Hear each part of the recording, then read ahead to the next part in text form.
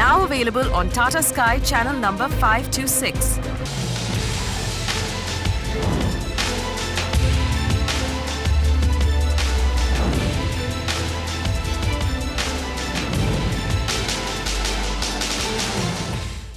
Hello and welcome to Magicbricks Now, India's first property channel. You're watching the Urban Debate. I'm Faye D'Souza. Let's take a look at what's making headlines today. A decision in the morning. I brought it in December. Then I brought it on 15th February. Anyhow, for tomorrow it is. No, you will please include in the list of business tomorrow. Thank you. It is. We will take it up tomorrow. Persistent lobbying by home buyers finally bears fruit. The government says it will table the real estate regulatory bill in the Rajya Sabha on Thursday. Massive disappointment for environmentalists. The National Green Tribunal gives the green signal for Sri Sri Ravi Shankar's mega cultural event on the floodplains of the Yamuna River. However, the foundation and the DDA, which gave its permission for this event, will have to pay a fine of a measly 5 crore rupees. Angry Deonar citizens get ready to take their fight to the Supreme Court as another fire breaks out in the dumping ground. Citizens are readying their petition against inaction by the civic body and the state government.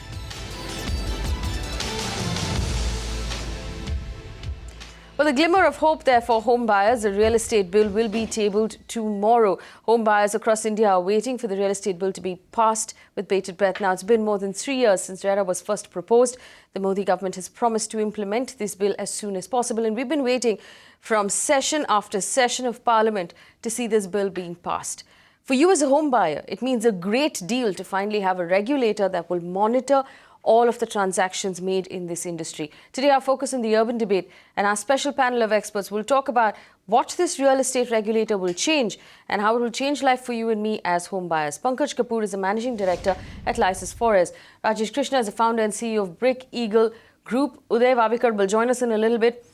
He's Vice President of the Consumer Court Bar Association, Maharashtra and Goa. And Ramesh Prabhu is the Chairman of the Maharashtra Societies Welfare Association. Gentlemen, thank you for joining us. I want to come first to Ramesh. Ramesh, you represent home buyers on this panel. And we've had, calls after calls, night after night from people who've had unhappy experiences within the real estate sector. This is a really big deal to have a regulator to look out for us, to have regulations that look out for us, which we haven't had up till now. What would this mean in terms of sentiment for you as home buyers and, as the associations that you represent? So far, we have been fighting for this bill. In fact, we had planned for the Dharna at Delhi also. When the promise was made by Rahul Gandhi and the Congress that they will support, and we were very much hopeful that it will come up. Now, the real issue is that the developers, or for any reasons, the consumers are always taken for a ride. You pay the money, and the house. Well, okay, I think it might be unfair to say always taken for a ride. I wouldn't allow you to paint the entire industry with one brush, but we have had, unhappy experiences or unpleasant experiences that consumers have gone through.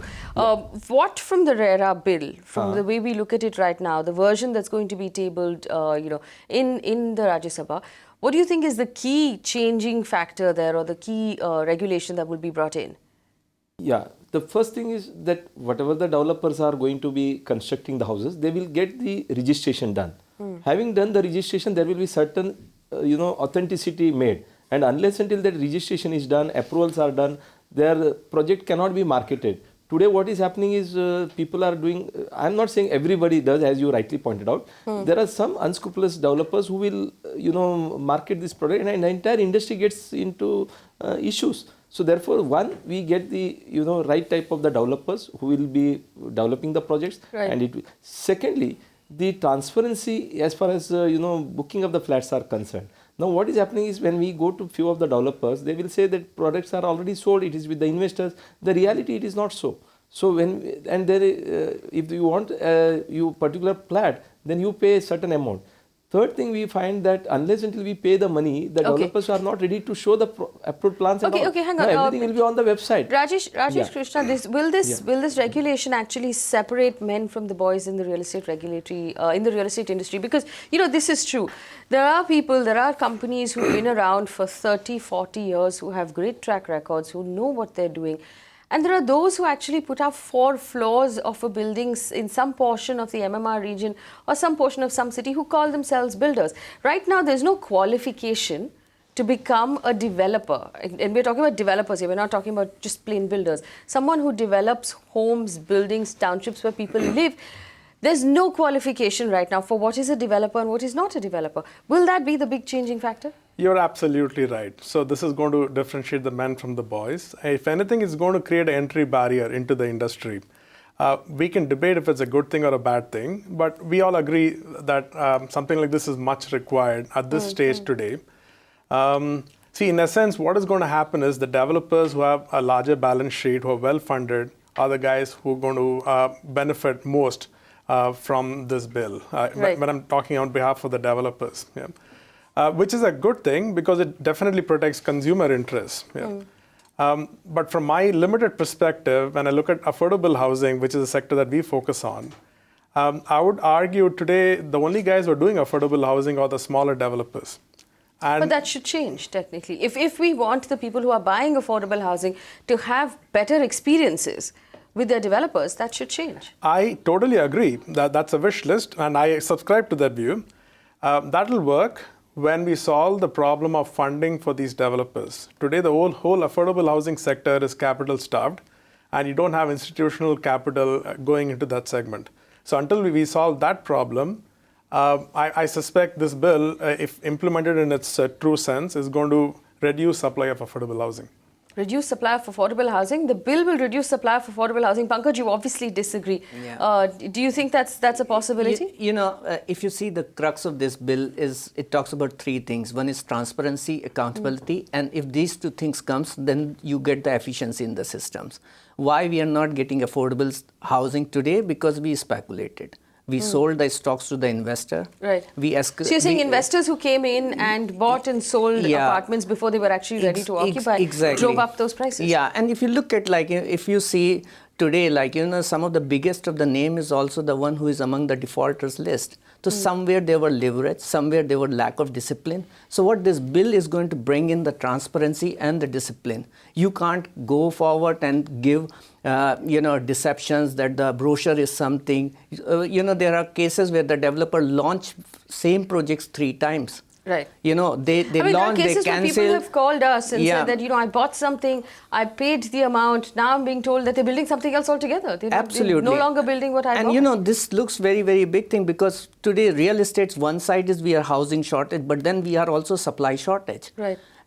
What happens is someone who buys the property today and he's looking at, and that's his dream house, and after 3 years you say that for whatsoever reason I'm not able to build this, take 12% or 11% of money with the interest and get out. During the period, property prices have doubled.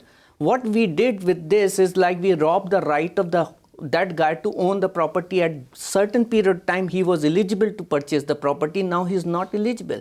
Then people say that go away 10 kilometers further down or 20 kilometers further down by the property where his life cannot really interact to his daily needs. So these regulation has to come in. So accountability will certainly will bring in good amount and helping us as customers actually tell the difference between who can actually complete the project. One more thing which I want to add to it, you look at it's the biggest deceptions, which is economic deceptions happen. This is super built up area.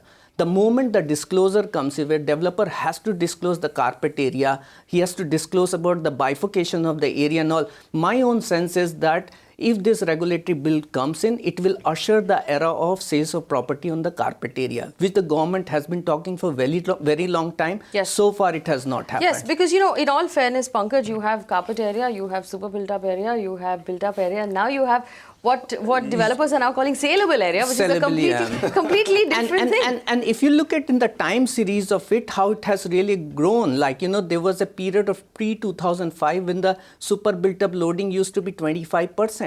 Then it became 50%. Today it is 65%, and a couple of projects which we are coming across is more than 100%. How can it be more than 100? Who's going to buy that project? There are cases which I am seeing that. So there is So just to explain this to our viewers. So the difference between what you're paying for in terms of carpet, and remember, carpet is the space within your walls that you can actually lay a carpet down. So that's carpet area. Yeah. So carpet area and the saleable area, which is all of those public spaces put together. So the lobby outside of your front door, the staircase, the lift, all of that, all of those areas, and somebody's got to buy them. And certain areas which are imaginary areas, you cannot really count them. Frankly speaking, like no way I was able to really give a rational to a determinations of 65%. Okay, I want to go back. I want to go loading. back to that point, and I'll ask all three of you, and I'll start with Rajesh. Affordability of homes. Now, this is the focus of the government, as it rightfully should be. It's likely to be the focus of the regulator as well. And I know there are viewers watching all across the country right now who just want homes to be more within reach. Do you believe that this bill will actually push homes outside of our reach even further, make homes more expensive? Why is that? Unfortunately, that would be my conclusion. Okay, tell us why. Don't get me wrong. I mean, look, there is a lot of merit in the bill. I'm all for transparency, and this protects customer interests. So I think we need a real estate regulator. Okay, so I'm not arguing against it, but I'm just making the obvious point here that we have added one extra barrier to entry.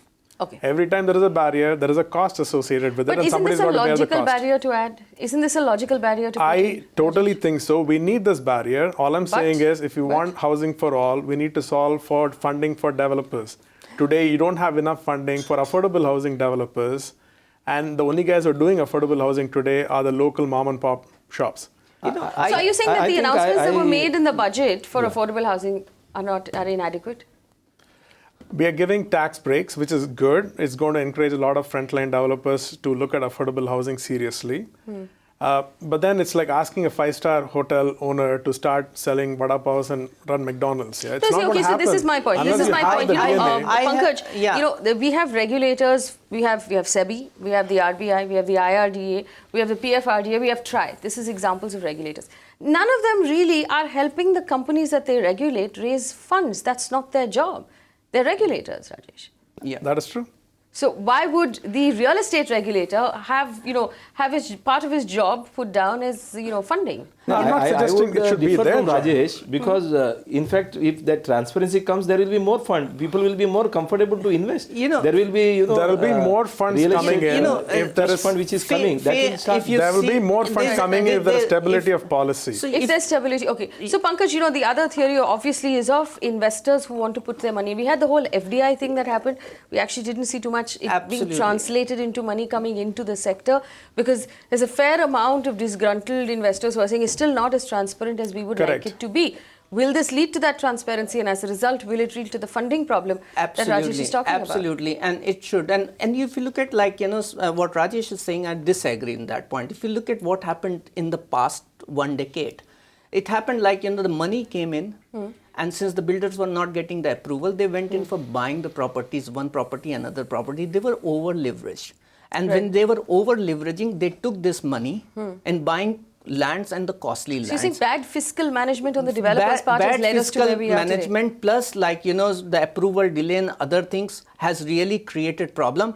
Plus, there is no accountability. But now with this bill, if you have to maintain 70% of the proceeds of that particular project in the escrow, and which you have to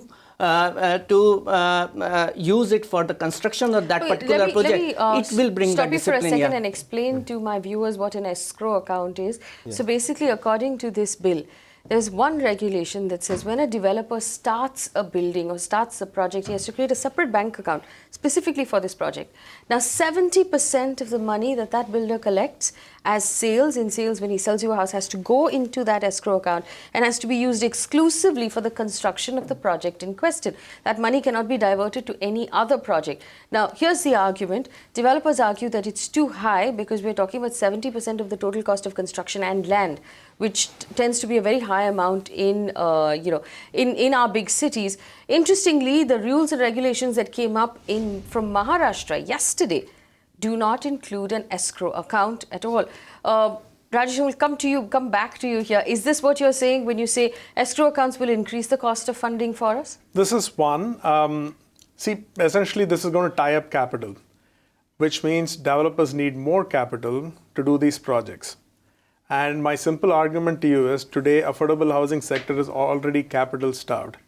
So now we need to solve for twice the amount of money to do the same amount of projects. So one, we increase the quantum of money that is required. Two, we have decreased the IRRs on these projects because capital is going to be tied up, investors are going to get paid later. And three, we have increased the perceived risk for investors. Because whenever you have instability on policy, uncertainty is perceived as high risk. But the other argument is that if you look at there are projects delays. Why projects delays are there? Because builders diverted their funds instead of constructing the units. They went in for buying lands and they made more commitments and which they can't really fulfill. So if you look at my rising NPA, so the more capital I brought in, if we did not have the discipline, we created bigger problems. So if you look at during this period, we brought good amount of money. There was no, you can't say that we didn't have the money. We brought good money. And with this money, what happened, it went into more of a speculation spree. Builders were looking at increasing the price of the property rather than constructing. If you look at during this period, I have seen real estate in terms of supply has grown, which is committed supply, but not what is getting constructed during the period, because developers were buying the lands and launching the projects, not constructing it. My problem here is, Pankaj, if we talk about what's being built across all of our big cities, because of the margins, because of what land costs, because of what permissions cost, a lot of the developers then wind up going into the luxury, super luxury, ultra luxury sort of bracket, and when they should be catering to the 30 lakh bracket, because that's where the real demand is in blanket across all of our cities. Will this solve this problem? It will, there is another problem, because we promoted FDI or private equity, which is costly capital. Costly capital cannot create affordable housing. And this capital is not really equities today, it's like mezzanine funding. So any developer who is taking 25% return money, if the project does not get the approval. We could go around in circles right now, but I'm actually going to take this problem by problem. Yeah. And I want to know if the solutions lie in the real estate regulatory bill. First of all, the biggest problem, the most painful problem is delays. Felt across the country, specifically in the NCR region. How will RERA help delays? Actually, explain to me how RERA will help delays. And I want answers from all of our panelists. Ramesh, Prabhu, I know you've taken a very close look at the bill so far. Yeah. What do you think is going to help? When you are going to market the product, unless until the project is approved, so you are not going to market it. So therefore, from that angle, at least there will be a lot of pressure put on the developer and also the regulatory authority like UD, Urban Development Department, or planning authorities to get it passed. So they cannot just delay it, because that is one which I am really looking at it. And once the project is approved and the sales starts taking place, I think the projects also will get completed as early as possible, because the money will not get diverted. There will be 70% money put in the escrow account. From that money also the projects can be completed. The delay can be reduced. Okay, all right. So the escrow account, you believe the escrow account will actually help the delay. Rajesh, what's going to help the delay? I agree. So look, but you think the escrow account is going to make things more expensive? So of course. Where's the solution there? You asked about delays. Right. This will, of course, I think it will bring down the delays. The way I see that, developer will be more truthful to give a commitment, and they will, instead of saying that the project is going to be ready in 3 years' time, they'll say that it will take 5 years' time. Yeah, that's a trend we're already seeing. New launches are claiming 5 years and not 3 years anymore. So there are few things which is beyond their control, but nevertheless, if I have a discipline, things available, like where they have to say something that the building is going to be ready in certain period of time, and they have to abide by that commitment. And if they maintain this proceeds into a escrow and utilize for that particular project, certainly it will reduce the delay. And Faye, I would like to really mention some very important statistics for it. We have close to 3.6 billion square feet of under construction stock in India right now. If you take this in account in terms of money, it is close to 18 lakh crore rupees. And 42% is running by close to 12 months or 13 months of delay. Right. If you take that as a 1,500 rupees construction cost, it constitutes 1.34% of GDP. So not only the consumer But these delays are also giving a huge impact. Okay, so I want to go back to what Rajesh said. The fact that this will be another entry barrier. The other problem in the industry is approvals. Now, if I want to finish on time, I have to make sure that my approvals as a developer come in on time. And we've heard horror stories, even from that side of the industry, of environment clearances that take 3 years, 4 years, sometimes 5 years to come through. And that, let's be honest, is also partly responsible for delays, not just bad finances on the developer's part. Now, this bill, and this has been the problem the industry's had from the beginning, it regulates the developer, but it places no sort of compulsion on the people handing out permissions to give them out on time. How much of a problem is that going to cause, Pankaj? It's a half bridge of hope. I see that unless you solve the problem of that side, you're not really going to have a full efficiencies. And I see this like, Ramesh probably will be in the better position to answer. I think the court of law, they will also not really agree and say that, if builder stands up and says that he did not get his CC in time and that's why the project got delayed. How can the regulator, Right. consider a developer defaulting in that case? So you have to bring the sanctioning authority under the preview of the regulatory bill, then the whole cycle will be efficient. Unless then, I see is the half bridge of hope. I agree with you. There is a line of action that what the person who is drafting the bill or the discussion that we are doing, they want to right now do with the bill, and then the regulations will start coming in. And then all the regulators, whoever is the planning authorities, everything will be taken into account. They will be roped in. But what they are saying is everything cannot be put it in right now in the acts. So there will be a lot of regulations, rules which will be coming in. And all right, the other problem we have to talk about is the problem of unfair contracts. Yeah. Now, we've had various courts react to the fact that developers do not, across the country, follow a set contract format. A lot of times the contracts are drafted in favor of the developer, not necessarily in favor of the buyer. Will that problem be solved going forward? Rajesh? I think so. I think the regulatory bill in a large way would protect customer interests. If anything, they're given sample contracts that the developer is required to sign with customers. So it is definitely more even now. And so that will go a long way in terms of protecting customer interests. Okay.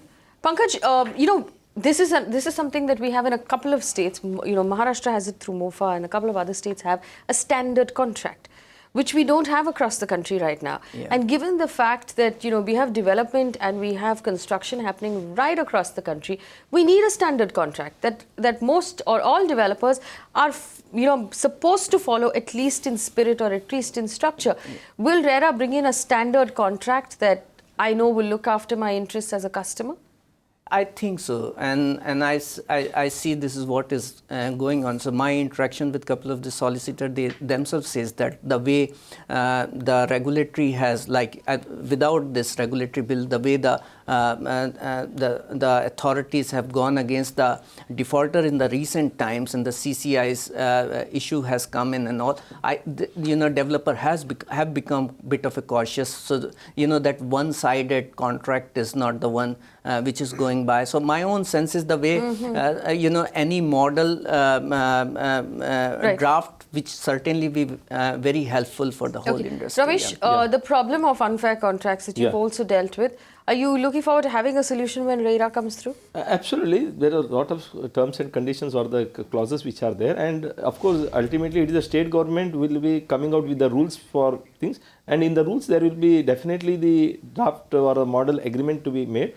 And what I understand is when you have to get the approval, they have to not only put up the various flats which are getting constructed, carpet area and the amenities that they are going to give, everything will be on the website along with the model agreement, which they will be executing with the customers. And if the model agreement does not contain or it contains something against the consumers, definitely their approval also will not be granted. So therefore, there will be a lot of preventions which are being taken in advance, and whatever the mechanism they are going to do with the redressal, whether it is a regulator and then the appellate authority, I think that is with the time bound. I think it will definitely very good idea, and it will come as a standard agreement. It will be implemented. All right, hashtag pass RERA bill. That's our theme for this evening, because we're going to push the government to pass this bill. It's a bill and a regulator that's owed to us as home buyers. It's far, far delayed already, and it's high time we have a regulator for home buyers and for the real estate sector in this country.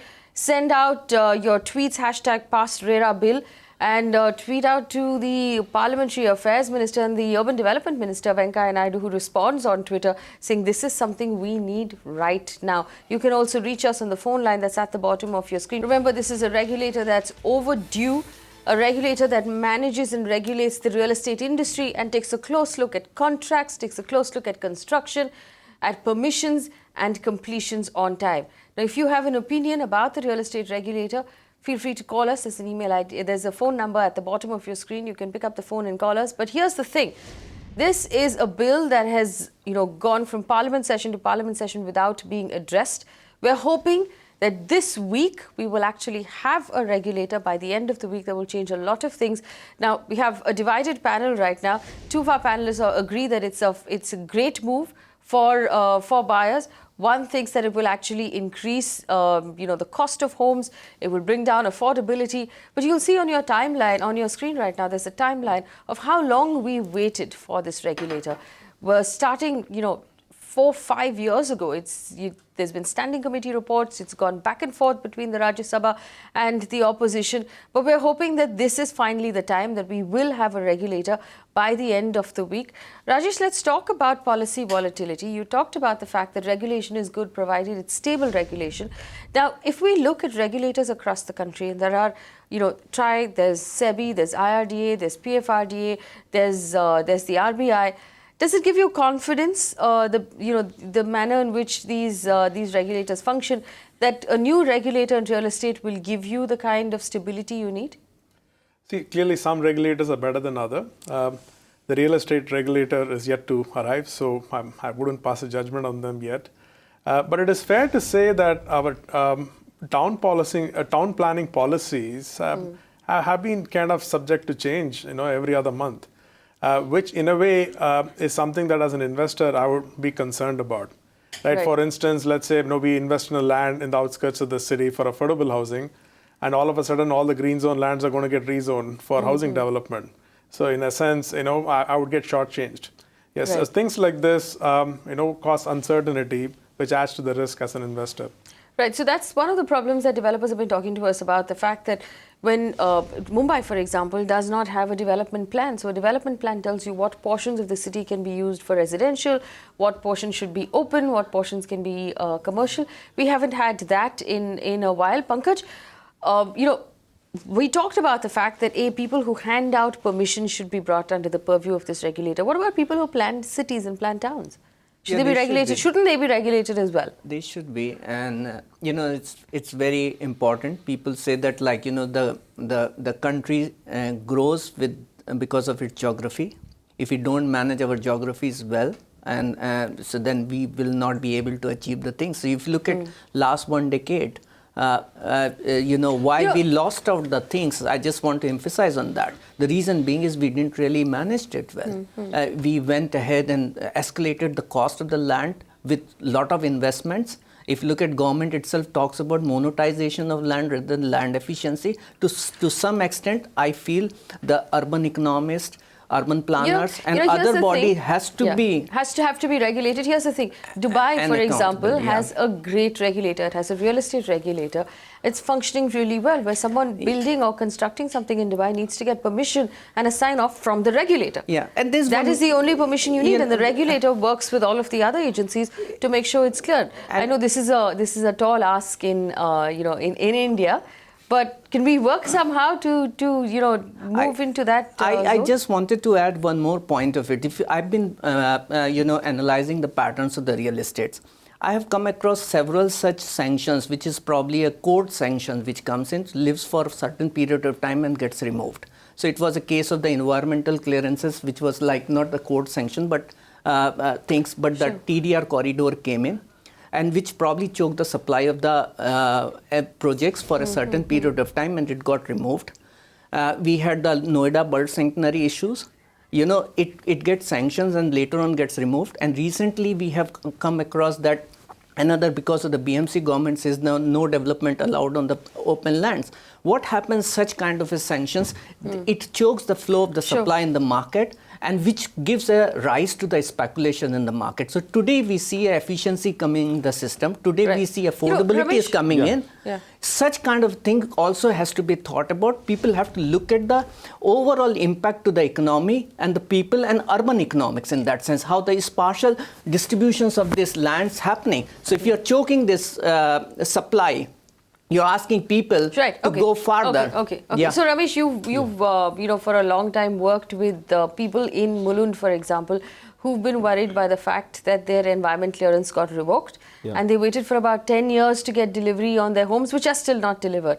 And that's an example of the policy volatility that we're talking about. The fact that even if you have an environment clearance, you can't really be sure of that environment clearance for the rest of your life. Take the NGT order on, the homes being built at the Okla Bird Sanctuary. Those people had their environment clearance. That was revoked at some point and they weren't allowed to occupy their homes. So that is really the bigger problem here. Now, for a lot of viewers watching, they might think it's entirely the developer's fault, but it's not always the developer's fault, is it? Exactly. True. Now, what is happening is, frankly, there is so much regulators doing at a different level. We have a central regulator for certain things, maybe for registration, transfer of property act and other things. Then we have state which is having a land subject and the policies which are being done. Then there is a local authority. Then in the local authority also we have n number of departments which are handling. There is a revenue department, there is a UD, there is a other departments which are unnecessarily creating conflicting interests and conflicting things, and they are not able to coordinate. And what we really say is there should be something like RBI or SEBI or various IRDA and all. But that is all with the central government in the concurrent, it is in the central list of the regulation. What we are talking about real estate is in the concurrent list. When we are talking about concurrent list, that means the regulation will have, done by the central government and it should get percolated to the state government. State government should get it implemented. When it comes to state government, there is a local authority which are going to have a planning and various other, and even in the planning, they have got a something with the state government, central. So all this mess should be removed. Right. Then only things can happen. Well, the truth is whether or not this regulator removes that mess, we don't know for sure. But let's agree on one thing. If the regulator does come in, it's a step in the right direction. And then we can begin ironing out the problems that we have in that regulator. Mahesh Narula is on the phone line from Mumbai. Mahesh, go ahead. Tell us what your question is. Yeah, good evening. Good evening. Yeah, I had booked a flat in the Hex group of Kharghar. They had two options. One is Hex World and one is Hex City. Okay. Knowing, understanding that it is the same group and they have two options, I had booked a flat in Hex World. But now in 2011, now after 5 years, in between 2 years back, there was a problem with Hex World, and suddenly they dispatched one letter. That is what the owners say, that the Hex World is separate from Hex City. Okay. Is owned by Harish Kanchwala, who is maybe I understand is the owner of the entire Hex group. And Hex World is having a problem where I have booked because I think the politician, maybe Chhagan Bhujbal or his nephew, under whose name the project is run on, he is having some problems, some cases going against him. So for various reasons, some corruption cases of. So what have you been told on the home that you've booked, Mahesh? Now when we contact Hex group, they say we are no more related to Hex World. You go and contact them, but there is nobody of Hex World sitting anywhere. There is no office. Nothing. That company does not exist, you're saying? Go and contact. Okay. This is, and I'm so glad Mahesh called us, because this is an illustration of why we need a regulator. If we actually had a system where all of this was uploaded online for buyers like Mahesh to check on who is this developer, what is his, his track record, what are the other buildings that he's delivered in the past, then he'd be more careful when making a buy like this. But here's the interesting thing, Ramesh or Pankaj, when the regulator does come in and two companies like this split and go their separate ways, is there something that the regulator will do to make sure that the buyers are looked after? Absolutely, it is there, because as we have said, there is 70% money which has to get into escrow account, and whatever money has come, that will be audited also, and the audited statements will be available. The chartered accountants will be appointed, and even the regulator can go and have the inspection. There will be certain rules and regulations done. There is going to be a regulator with whom you can complain, and then after 90 days, within 90 days, he has to give the judgment. And again, after that, if you have to go for appeal, there is a appeal. Okay, so in the meantime, Ramesh, I think all these things can be taken care. What should Mahesh do at this point without the regulator? Because we don't have a regulator right now. Right now, I think he has to. If I doubt whether he has an agreement in place. Do you have, Mahesh? Do you have an agreement in place when you paid that first the 2 lakh rupees? The agreement is not there, but I have a proper original receipts issued by them. So there is only a receipt which talks about booking amount, and there may not be written about which flat, where, in which building he has done. So maybe he can go to the consumer court, get the money back. That is things can happen, but beyond that, I don't think. Mahesh, are you hoping for anything more than your money back? Maybe the last thing is if I get my money back, that is still fine with interest for that 5 years. Well, you're fully entitled to your money back with interest. Correct. What you should do is approach consumer court. In fact, Uday, here are a couple of big changes that we're going to see. One, of course, is that escrow account that we talked about. Secondly, no developer might be allowed to sell all of his inventory until the OC. 10% of the inventory is going to have to be held until after the OC is handed over, and then he's going to be allowed to sell that last 10%. So there are lots of small changes here that are going to make a huge difference to home buyers, and also the appellate tribunal that will sort of form a separate route for buyers with problems who now have to go to consumer court. What sort of a difference will this make to home buyers who have issues with the developers that they have bought with? I would welcome this for the simple reason is at least there is a deterrent to builder or developer. Otherwise, they sell all their sellable portion and then they get away. And in Mumbai, for example, Tilak Nagar entirely do not have the OC. So all such problems, at least there will be a deterrent. It is a welcome step. Escrow account is another welcome step. And the third thing is consumer courts are absolutely welcome step. But the question is, can you refuse a civil litigation? That would be debated in the parliament. We will leave it to the wisdom of the parliamentarians, because there are many lawyers in parliament who are High Court lawyers and Supreme Court lawyers, including the various civil lawyers. So I would suggest, as the bill stands today, because I was there for recommending the select committee in the recommending team, and I think it is an absolute welcome phase. Because this will be our first phase. I only hope and keep my fingers crossed that tomorrow it reaches and gets passed. Because Right, it is we are required. crossing our fingers that tomorrow Yes, but I would only add one thing here, Yes. a caution that the builder must go to the jail. Those criminal provisions of 3 years imprisonment and implementation of it through RERA. No, but in spite of the fact that we are not bringing in people who hand out permissions, so then you might be throwing developers in jail for no reason. Yes, but the thing is, But that's a necessary evil, here you the say? question is, if you don't do the statutory compliances, then like MOFA, Maharashtra Flat Ownership Act has got deterrent in terms of criminal liabilities of sending builder to the jail. That we don't know whether it will be passed or not passed, but some deterrent and tit to bite have to be there. Without which the bill will become ineffective. Secondly, if there are contradicting provisions between the state regulatory authorities bills and the national. Uday, I was going to ask you this, and this is what I was waiting for you to join us on the show. Now, there have been some small changes between what Maharashtra has proposed. We know Kerala as a state has already brought in a regulator, and now we'll have, hopefully, fingers crossed, very soon a regulator in the centre. Will each state be allowed to tweak the rules to suit their own state? Or will they just have to follow the rules as handed down by the centre? Unfortunately, that is what is happening. If you look at the Maharashtra regulator, it is not, like for example, let us take the clearance of the project. The national regulator says that we will verify the title entire, there will be at least 1 month's process. Beyond that, there will be 6 months process.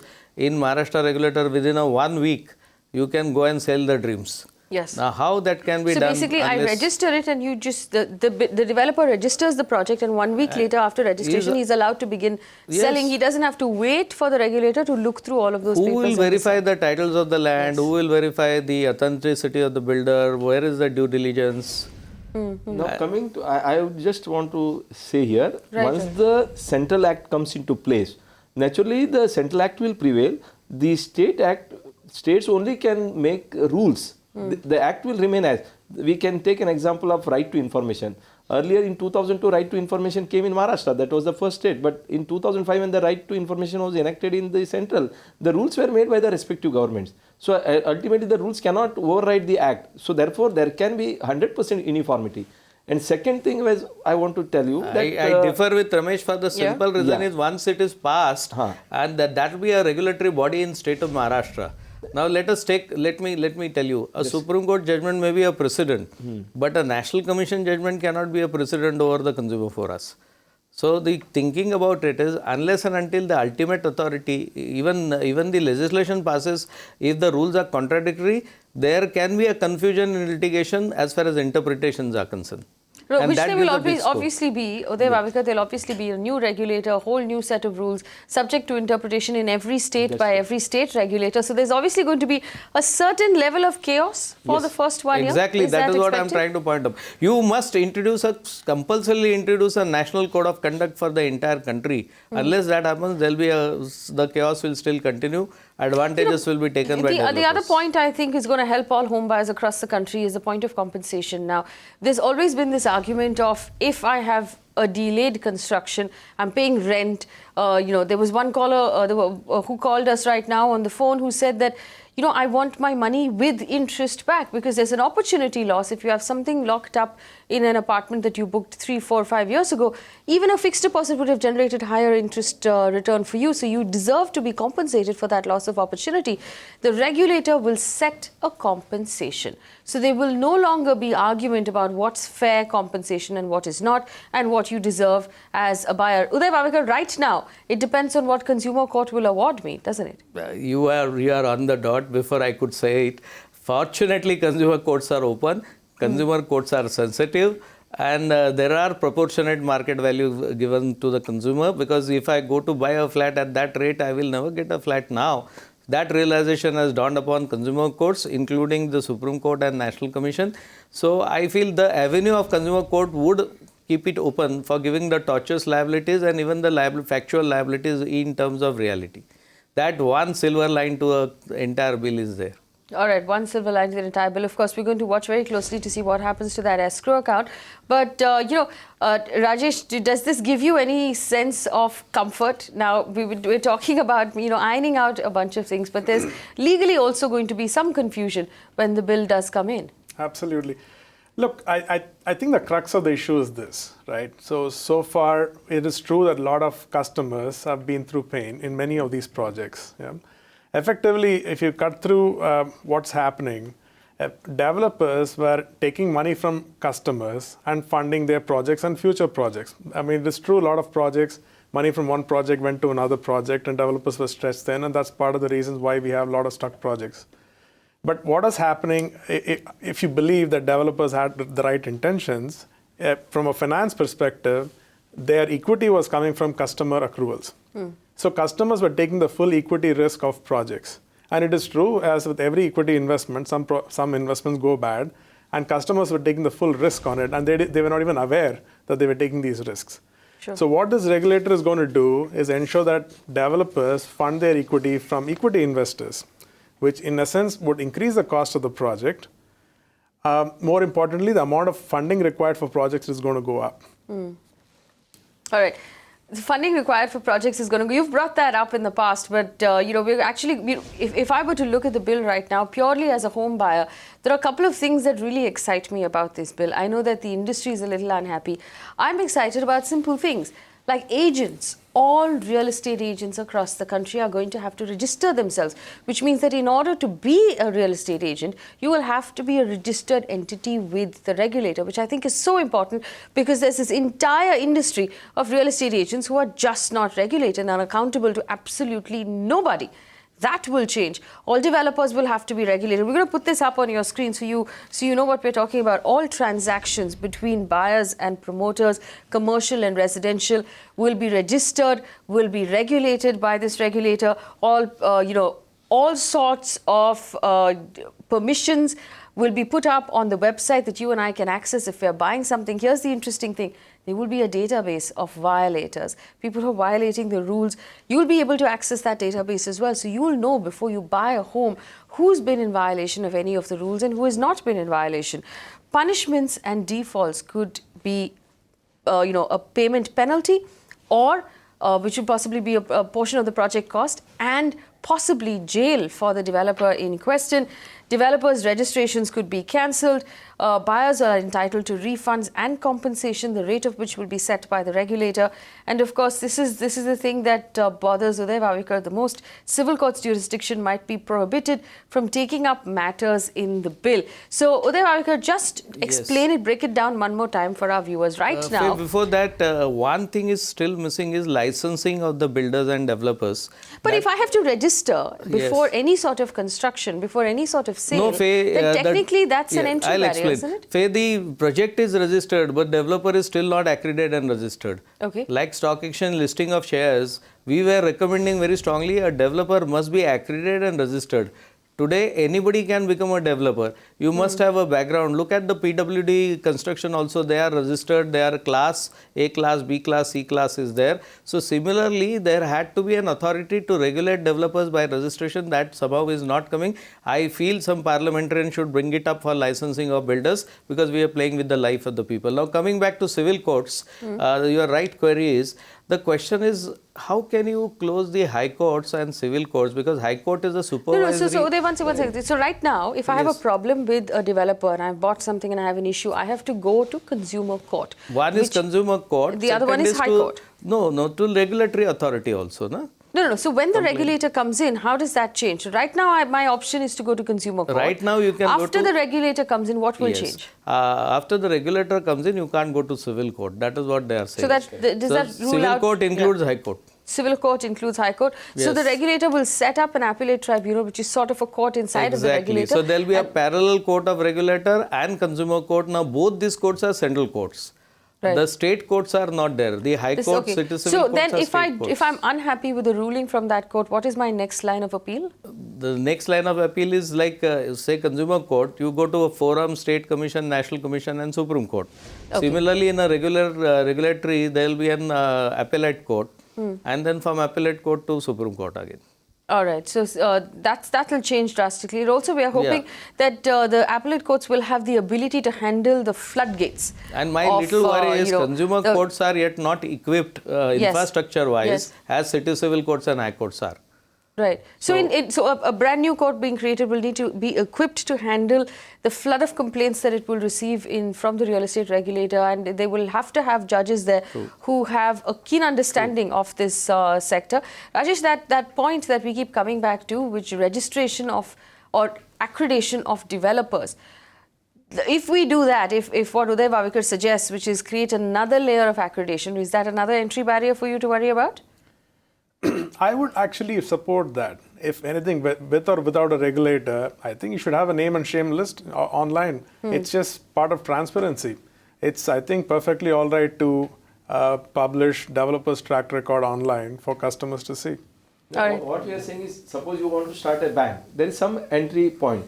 You want to do something. So there is something minimum which criteria has to be. Maybe you can say that he should have owning the land, or he should be owning, having so much money into account. Something when you want to start even a private limited company, you have to have at least 1 lakh rupees as a paid up capital, something like that. But and I'm just arguing here, I'm arguing for the other side. If the developer has set up a company, and if he's got a commencement certificate or an IOD to begin construction, then obviously somebody has checked the titling of the land.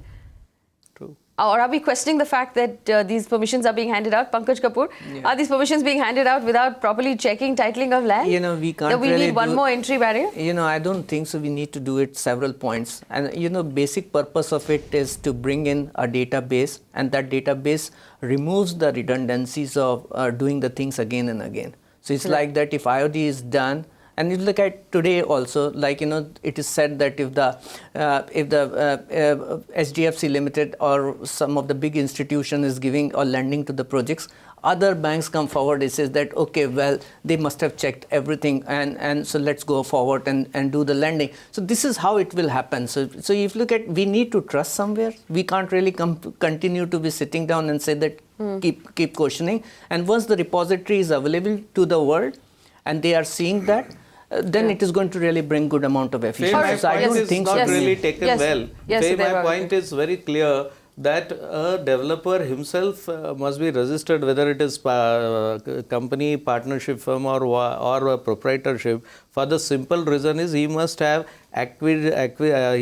proper knowledge of the development, background of the development, and he should have proper capital and due diligence in terms of the projects that he is doing. You are playing with the life of the people. Like listing of the shares of the companies. If the company defaults, you are delisted. Right. Even in PWD, the developers are accredited, contractors are accredited. Where is an accreditation and background and study of the developer? All right. Unfortunately, we've run out of time, but this is the thing. We might have a regulator before the end of the week. One hopes before the end of the day tomorrow. So we're going to keep a close eye on it on this channel. This would be the biggest piece of information we receive as home buyers. It will change everything. It will change the way we buy homes. It will change every part of that transaction, and hopefully over a period of time make it simpler and easier to buy homes in this country. I'd like to thank our panelists for joining us, and of course we will come back to you as and when that real estate regulator is cleared in Parliament. If you have a question about how the regulator will affect your life, watch this channel, and of course you can get in touch with us on the contact details that are on your screen right now. Stay with Magicbricks Now for more news and updates. Thanks for watching.